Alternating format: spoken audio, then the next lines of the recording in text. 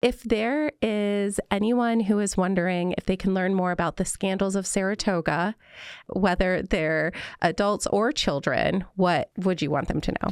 Well, if you wanted to learn more about them, we have exhibitions that talk about all the scandals, and there's a lot, but it's part of our history.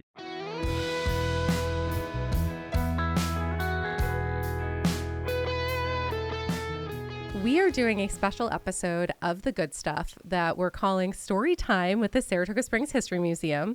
Joining me today is Executive Director Jamie Parillo, and we're going to be talking about the scandals of Saratoga. Thank you for being here. Oh, thanks, Christine. I'm happy to be here. We're happy to have you. All right. We were just talking about how much we love history and how much history is infused into our daily lives here in Saratoga Springs. Well, when people talk about Saratoga Springs or think about it, they always think about, I'd say the first thing is probably horse racing, but they think about the history of it in the Gilded Age because it's so popular now. Yeah. They'll talk about the people that were here who came to visit, people coming to drink mineral waters and for health reasons. And today, there's a lot of stories that go along with it that we talk about from that period. Some of them are great, some of them not so good, but there's some fun things and some scandals that happened at that time. Ooh. We're going to talk about scandals in a child-safe way today. But if you are interested in learning the nitty-gritty of some of the scandals in an adult way, there's an exhibit that's going to be ongoing with the Saratoga Springs History Museum. Yeah, it's a brand new exhibition. It's actually installed, and we're having a small opening tomorrow night.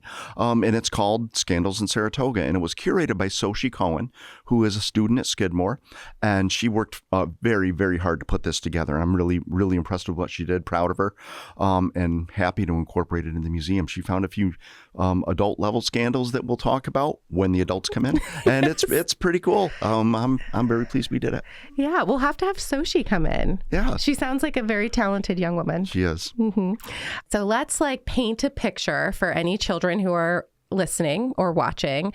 We're going back 150 years ago. What did Saratoga Springs look like? Okay, so 150 years ago. All right, so if today kids and family, say we go down to Congress Park, you walk into the park and you want to see all the ducks. If you're there now, there's baby ducks everywhere running around the park. But if you went in there 150 years ago, it was completely different. Where you see the ponds and the ducks running around, there were a lot of buildings there. And those buildings were where people conducted business. I bet that many kids have been taken to the mineral springs with their parents. And they say, here, try this water. And everybody smiles and laughs as you spit it out because it tastes so bad. I know that's what I did when I was little the first time I ever tried it. Same. But I'll say today I love the water, but oh yeah. Really? Not all of them, but I do have my favorites. Okay. But what the kids what you don't realize is when you came to drink that water, it was just like taking a vitamin.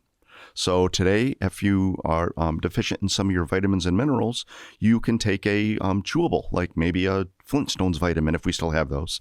But back then, your doctor would tell you, go to this mineral spring and take a drink in the morning. And then go to another mineral spring and take a drink after lunch and one maybe after dinner. And each one was supposed to help you with something that was wrong. Maybe it would help clear up your skin. Maybe you needed more iron, and it was all good for you. So are these springs still in existence today? Many of them are. Okay. At the top, we had almost 200 springs in the city, and that was right around 1870 to about 1900. Today, we have about 20. But there was a time when folks were taking advantage of the mineral water because there's something, young boys and girls, if you've ever tried mineral springs, some of them are actually picky, just like soda. So they have natural carbon dioxide in them. It's a gas that makes them really picky and bubbly. So there were companies that tried to steal that. So they would take the water, they would take all the water out of the ground, pour the water out, but they would take those bubbles or the gas away from the water and sell it. And they were diminishing the springs. So it was important to be saved. So the state of New York saved them. Is there one that still exists where if someone's watching with maybe their mom and dad, they could go and visit that spring and like drink it in the same way they might have 150 years ago? Sure can. They could, if you come into Congress Park to see the ducks, you can drink out of Congress Spring. Yep. You can drink out of Deer Park, or we have also our farmers market in High Rock Park. Well, High Rock is there because of the springs, and you can drink Governor there. I think High Rock is flowing right now, and each one tastes really different, but I think you got to try them. Something I noticed just going to visit the High Rock Spring is that the very first president of the United States of America, George Washington, likely visited and drank from that spring. Yep, and I believe it's he did because he toured the northern battlefields after the Revolutionary War, and he came here with someone that lived locally, Philip Schuyler. Schuyler loved the mineral springs. He wanted to stay. Actually, one summer he camped out at High Rock for the majority of the summer, and that's when George Washington came. So when you say camped out, like, do you mean like he like built a tent and like a fire and just was hanging out at a cot or some sleeping bags? Yeah. Exactly. Yeah. Yeah, he brought his camp out. And so just like if we go camping at Myrtle Lake State Park, he went camping at High Rock Spring, and he spent a good 4 or 5, 6 weeks there. Yeah. And before that, I believe that's where the Native Americans would gather. Like that's our city symbol, isn't it? Yeah. The mineral springs were known to the natives for thousands of years prior to bringing any of the Europeans here.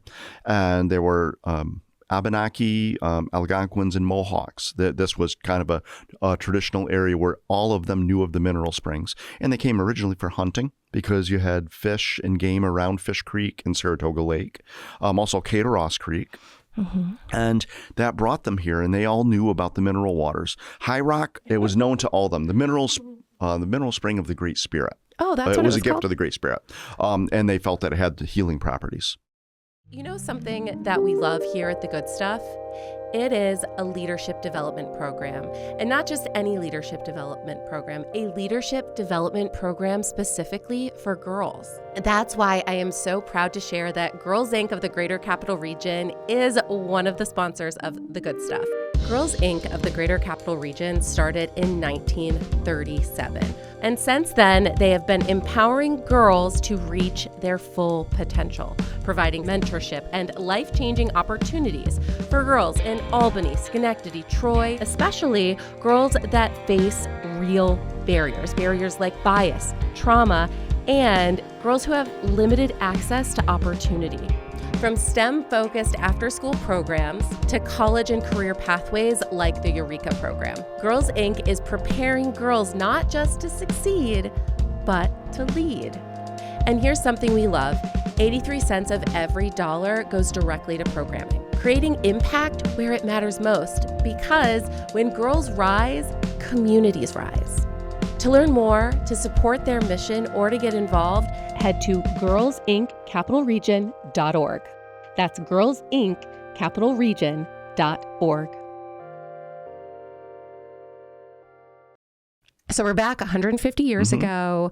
Women are wearing fancy dresses. We're having celebrities from all over the country, which was smaller then. Was it smaller then? Oh, yeah. Yeah, smaller then. Here in town, just enjoying our springs, our lifestyle in the summer. And behind all the glamour, there were scandals. We were talking about the Canfield Clubhouse and Casino. Now, this is a place people would come to gamble or like play cards. Yeah. Yeah. So what they would do, and they called this building, and this is where our museum is, they called it the Saratoga Clubhouse. And some people wanted to call it, or the man that built it, John Morrissey, wanted to call it a casino. And that's a place where people played games, but it wasn't the nice kind of game that we played today. They would bet money on games, and if they lost their money, or if they lost the game, they lost their money, and it definitely was not a good thing for the folks that were playing. The people that ran the games, they made money on this, and they did it at the expense of other people, so they really weren't being very nice. Yes, but some people walked away with a lot of money. It was kind of like a get-rich-quick way. They tried. For some people, but not always successfully. Exactly. There was one guy that we knew about, and this is a safe story. Okay, safe story. Safe story. He used to gamble here, and his name was Bet a Million. His nickname, his real name was John Warren Gates. So Bet a Million was not a very nice guy. He was a millionaire, and you want to know how he made so much money, kids? He made it by selling barbed wire. Yep. It was a new invention, late 19th century. The ranchers in the Midwest needed something to contain their cattle. So he sold barbed wire. He probably never touched it, but he sold it. So he made a lot of money, and he loved to come to Saratoga, and he loved to bet and gamble his money. But he had so much that he could try to take everybody's money by betting really high. One day, this guy tried it at the track. He was at the racetrack, and he tried to take this one man's money. And he lost. He lost lots and lots of his own money. So then he decided he's going to go to Canfield's clubhouse or the Saratoga clubhouse. He goes in and he gambles all night long, and he loses more money, which is he's not used to this. But they said he gambled all night long. And at the end of the night, they said they saw him getting in a horse carriage. And he said, well, I only lost so much money. It was a good night. Let's go to breakfast. Which showed that he just didn't care. He was not very nice, and he wanted to take advantage of other people. Okay. Where did he hit up breakfast? Compton's? I've been there early in the morning a few times. I know. I'm like, I've been out on Caroline Street, and then that next morning, well, it's not even. It's like the night never ended. Yeah. He probably would have eaten somewhere sun was coming up, so probably would have went back to whatever hotel he had a room in. He's not the only person that was like that. There were a lot of people that caused these scandals. Yes. And the Canfield Casino or the Saratoga Clubhouse closed, and there is no gambling there anymore. The only gambling that's happening in Saratoga Springs is usually at the horse racetrack. Yep. That I'm aware of, right? Naira bets. The Racino also. Oh, and the Racino. Yep. That's right. Mm-hmm. Seeing you brought up hotels. Okay. Let's talk a little bit about the hotels in Saratoga. Okay. So are there any that still exist today that were around 150 years ago? Yeah, there actually are. So back then, we had lots of hotels. We don't have as many now, but some of the ones are just as old. Like we have one called the Adelphi Hotel. That's right on Broadway. And that's, well, I guess we could say during the Gilded Age is one of the smaller great hotels. But right attached to it is one we now have. It's called the Rip Van Dam, which they're all one business today. The funny thing was, way back then, they were one business then too. It was called the American Adelphi Hotel. The Inn at Saratoga was here. That's been operating since sometime around 1840. Yeah, I've never been there. Yep. Oh, it's fantastic. It's a wonderful place. But these big hotels, they were biggest ones in the world. The Grand Union Hotel was across the road from Congress Park, and another one called the United States Hotel. And believe it or not, there was one in the park also called Congress Hall. So these three hotels were all taller than any building that you see on Broadway in Saratoga today. They could have almost 1,000 people in their dining rooms at a time. And they were just very expensive for folks to use. So some people that had a lot of money would use those hotels, and others that didn't have as much would use smaller hotels called boarding houses. But everybody came to Saratoga for the same reasons: to drink that water and to see and be seen, or make sure that you could see some celebrities walking around. Okay. So were there scandals that happened at some of these hotels? Oh, sure there were. So one hotel, let's say the United States Hotel, and United States had a full front on Broadway, from Division down to just about to the Adelphi, where the Adelphi is now. And then it went all the way up Division Street and then back, in a courtyard behind it. Well, that entire street along Division or Row had a big porch on it, and it was called Millionaires Row. So Millionaires Row had the porch, but there were no stairs leading up to it. So they felt that if they were rich and wealthy, they could be walking on that porch and conducting business while the poor people could walk on the streets and look up at them in awe.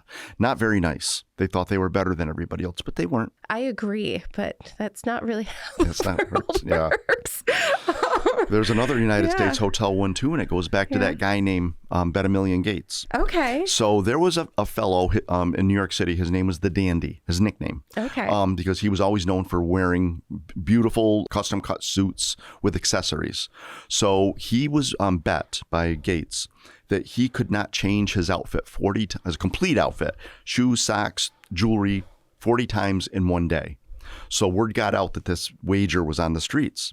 So all the folks that took the bets came, and they were surrounding the outside of the hotel. People were placing bets on could he actually do this. And this man, the Dandy, Barry Wall was his actual name. He came out of the hotel 40 different times in 40 different outfits in one day to win the bet. Wow. Yep. So Warren loses again.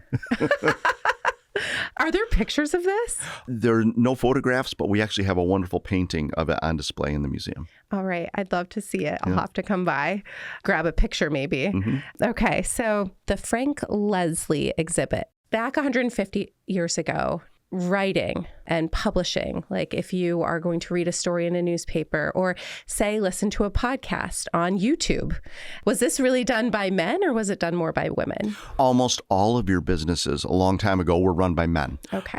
Men didn't like it when women ran businesses, and they felt that it wasn't proper. And I think sometimes they felt that they just wanted to make sure that they were better than women.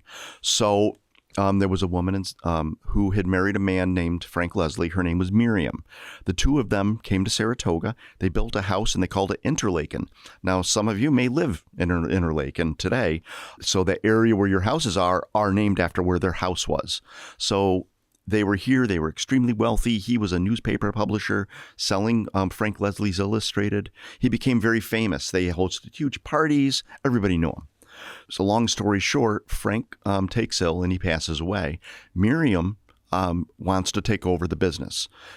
She knows that she's a woman. She might not be respected. She changes her name to Frank. So now Frank Leslie is still running the publishing company. Everybody knew that Frank Leslie was Miriam, but there was enough of a shadow there that they'd say, okay, she can run the business. She was called the Queen of Publishing. She had her ups and downs where she lost all of her fortune, but she made every single penny back and more so. And then when she passed away, there was something that bothered her before she died. She knew women were not allowed to vote, and she wasn't happy about that. And why is voting important? Well, voting's important because that gives everybody a choice in who your leaders are. Could be the leader of your town, the mayor, could be the leader of the country, the president, could be your local representatives, or maybe the leader of book club. It doesn't matter. You all get to vote.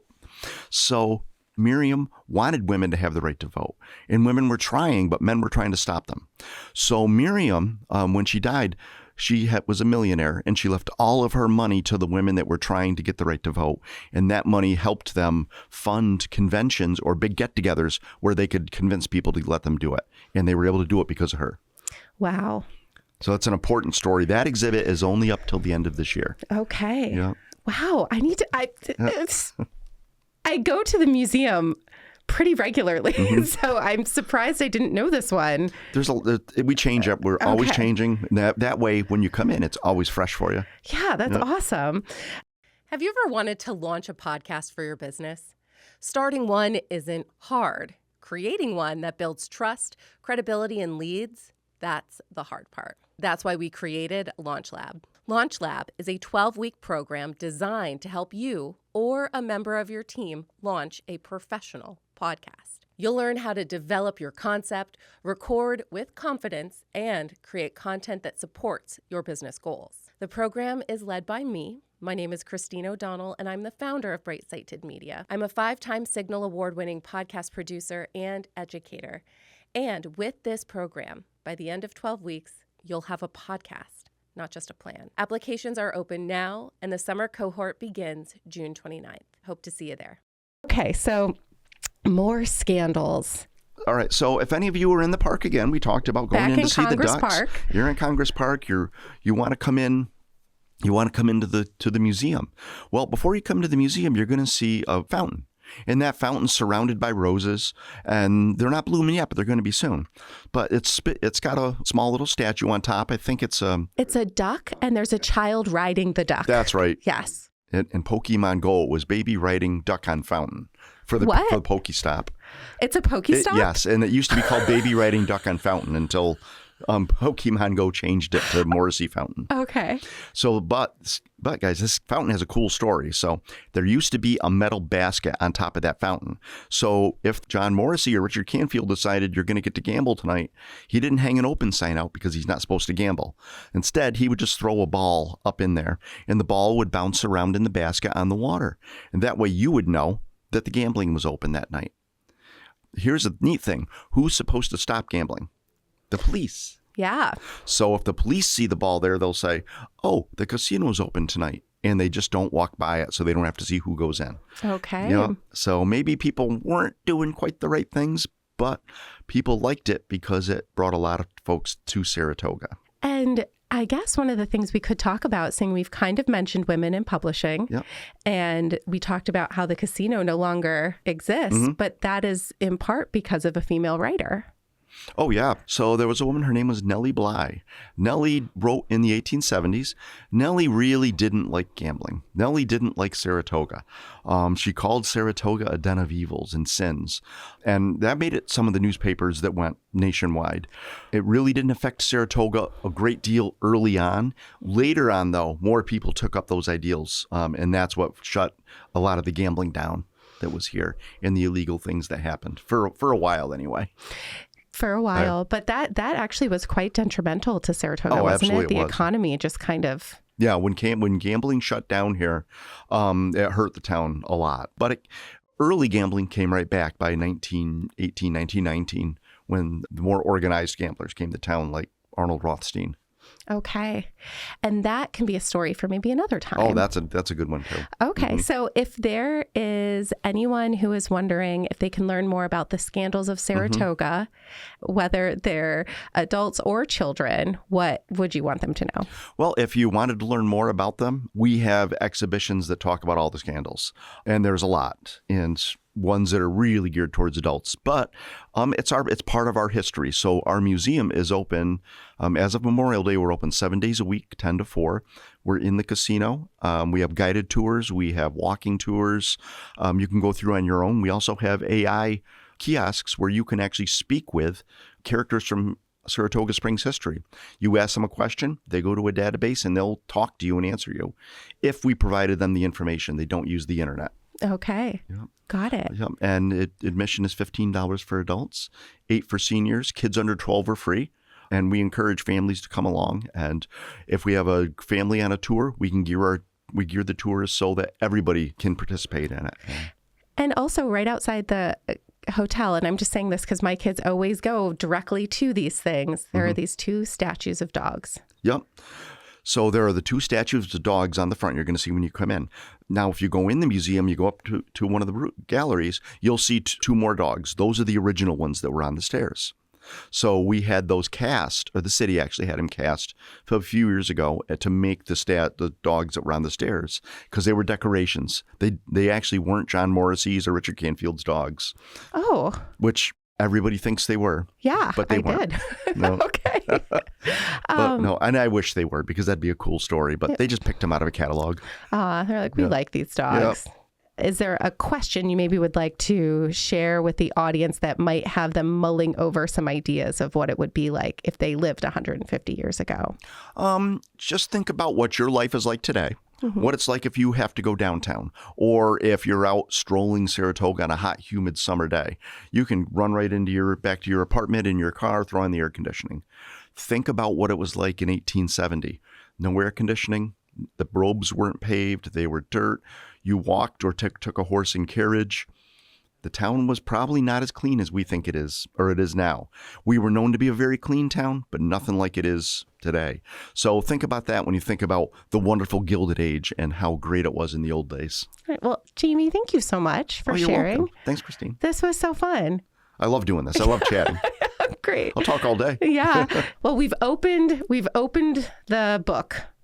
We're going to close it for now, and we'll hopefully talk to you again soon. All right. Sounds great. Thank you. Yep. Thank you.